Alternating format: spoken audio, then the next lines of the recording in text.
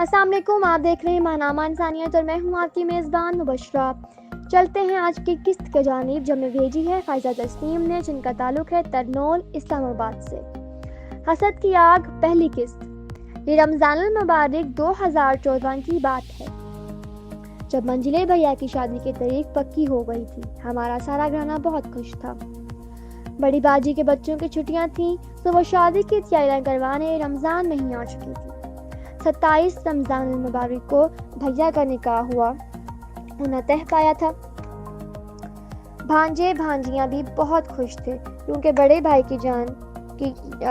جان کی شادی تو ہم صحیح سے انجوائے نہیں کر پائے تھے۔ اب سب نے پروگرام بنایا تھا منجلے بھیا کی شادی خوب انجوائے کرنے کا۔ پہلے نکاح ہری بھری سب خاندان اکٹھا ہو جاتا تھا، بہت مزہ آنے والا تھا۔ میری چھوٹی بہن اور بھانجیوں نے اتنی تیاریاں کر رکھی تھیں پر ہماری تیاریاں دھری کی دھری رہ گئی۔ ہوا کچھ یوں کہ میری بھانجی جو کہ انہی دنوں 5ویں جماعت میں فیڈرل بورڈ میں پوزیشن لے چکی تھی، بہت ذہین تھی پڑھائی میں، پر اس کی طبیعت ناساز ہونے لگ گئی تھی۔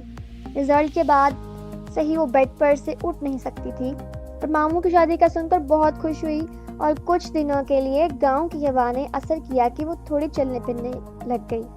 پر رمضان المبارک کا دوسرا عشرہ جوں جوں ختم ہو رہا تھا، بھانجی کی حالت بہت خراب ہو رہی تھی۔ باجی نے ٹیسٹ کروائے، ہر اچھے سے اچھے ہاسپٹل لے کر گئی، بچوں کے بہترین اسپیشلسٹ کو چیک کروائے، پر بیماری کوئی نہیں ملی۔ سب یہی کہتے معمولی بخار ہے جو کہ 2-3 دنوں میں ختم ہو جائے گا اور کھانا پینا بھی بخار کی وجہ سے بند ہے۔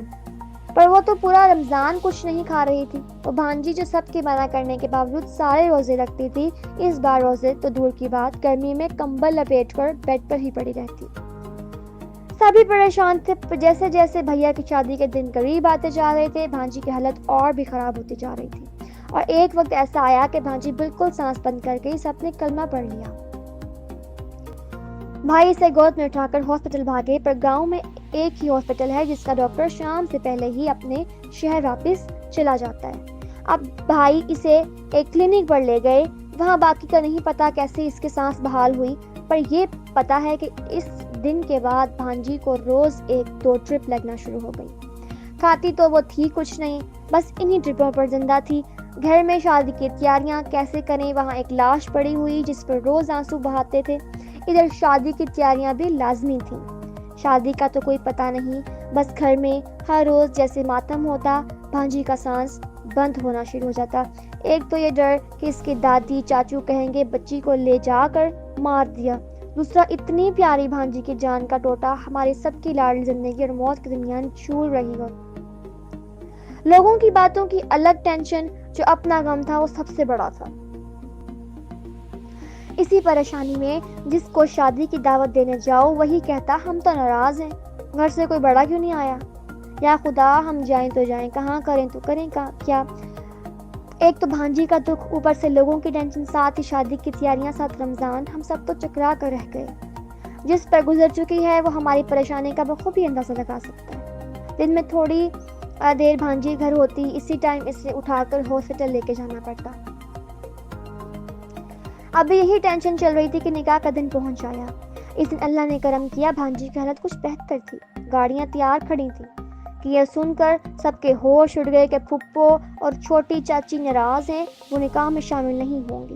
آدھے مہمان گاڑی میں بیٹھ چکے تھے جو کہ گھر کے افراد تھے، وہ سب کچھ چاچی کے گھر بھاگے، کچھ پھپھو کے گھر بھاگے منانے کے لیے۔ 2 گھنٹے کی منتوں کے بعد ان دونوں کو منانے میں تو کامیاب ہو گئے، پر بھانجی کی حالت بگڑنے لگ گئی۔ اسی حالت میں بھانجی کو ساتھ لے کر بھابھی کے گھر پہنچے۔ ایک طرف بھائی کے نکاح کی خوشی، دوسری طرف بھانجی کی بگڑی حالت، کیا کریں، خوشی منائیں یا ماتم کریں اس کی حالت پر۔ بڑی مشکل سے بھیا کا نکاح سر انجام پایا۔ اس کے بعد 1-2 لوگ مستقل بھانجی کے ساتھ ہاسپٹل میں رہنے لگے کیونکہ اس کی حالت اتنی خراب ہو چکی تھی کہ ہمیں نہیں لگتا تھا کہ وہ بچ پائے گی۔ رمضان المبارک جیسے تیسے کر کے گزر گیا، عید بھی رو دھو کر ہی منائی، پر اب بھائی کی شادی کی تاریخ نزدیک آ رہی تھی۔ گاؤں میں گھر میں ہی مہمانوں کو کھانا دیا جاتا ہے، وہ بھی دیگیں خود بنوائی جاتی ہیں، کسی اچھے کھانا بنانے والے سے روٹی بھی گھر میں ہی وہ ساتھ تندور لے کر آتا ہے، تو ساتھ ساتھ پکاتے رہتے ہیں اور ساتھ ساتھ مہمانوں کو دیتے رہتے ہیں۔ شہروں میں تو یہ حساب ہوتا ہے کتنے لوگ آئیں گے، پر گاؤں میں لوگوں کے آنے پر کوئی پابندی نہیں ہوتی، نہ ہی حساب کتاب ہوتا۔ وہاں پورے گاؤں، ہر گھر سے سارے افراد کھانا کھانے آتے ہیں اور ساتھ لے کر بھی جاتے ہیں۔ ہمارے گاؤں میں اس ٹائم 45-47 گھر تھے اور ہر گھر میں کوئی 5-6 فیملیاں رہتی تھیں، اور رشتے دار الگ، دوست احباب الگ۔ ان سب کے کھانے کا انتظام گھر میں کرنا تھا۔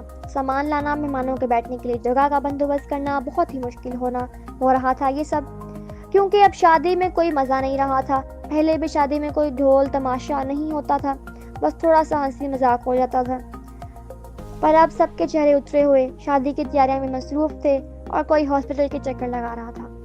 اوپر سے گاؤں والوں کی ایک عادت جو مجھے اتنی بری لگتی ہے، کسی کی فضول کی ٹو میں رہنا۔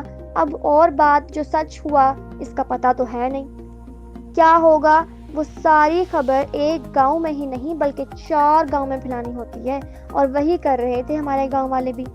کوئی کہتا بچی کے بس سانس اٹکی ہوئی ہے، آج گئی کہ کل گئی۔ کوئی کہتا کوئی صدقہ وغیرہ دو، سانس نکلنے میں آسانی ہو جائے۔ کوئی کہتا انہوں نے شادی سے انکار کر دیا کیونکہ گھر میں بیمار بچی پڑی ہے۔ ہمیں جن باتوں کی خبر نہیں ہوتی تھی ہمارے گھر میں ہونی ہے، وہ باہر سے سننے کو ملتی ہیں اور پریشانی میں مزید اضافہ کرتی۔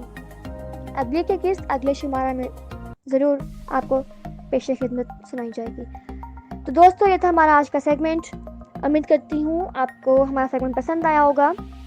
اس کو لائک کیجیے گا، شیئر کیجیے گا، ہمارے چینل کو لازمی سبسکرائب کیجیے گا، اور مجھے کمنٹس میں لازمی بتائیے گا کہ آپ کو ہماری یہ قسط کیسی لگی۔ ماہنامہ انسانیت گوگل اپلیکیشن پر ہر ماہ مفت حاصل کریں۔ اپلیکیشن کا لنک ویڈیو کی ڈسکرپشن میں موجود ہے۔ شکریہ۔